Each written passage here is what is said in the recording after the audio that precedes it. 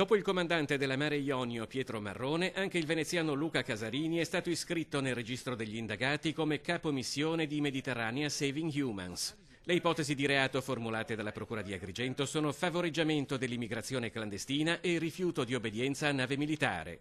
L'ex leader dei disobbedienti ha confermato durante un interrogatorio durato 7 ore di avere condiviso la decisione di dirigere verso Lampedusa la nave di cui risulta armatore l'ex assessore comunale veneziano Beppe Caccia, con a bordo 49 migranti soccorsi al largo della Libia. Siamo assolutamente sereni e anzi abbiamo noi fornito tutti gli elementi possibili e immaginabili alla Procura proprio per aprire questa strada e questa finalmente discussione pubblica e giuridica su questi nodi che caratterizzano questo periodo nel nostro paese.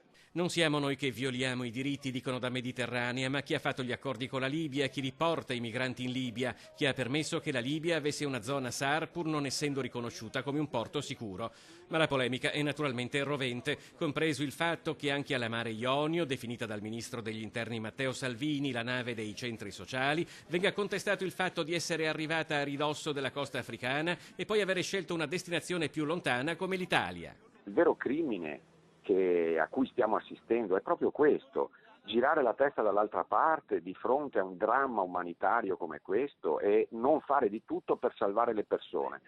Ieri ci sono stati 30 morti, noi non c'eravamo in mare, se ci fossimo stati forse avremmo potuto aiutare. Questo è il ragionamento che bisogna fare. Meno presenza in mare di persone che aiutano vuol dire più morti, questo è il nodo.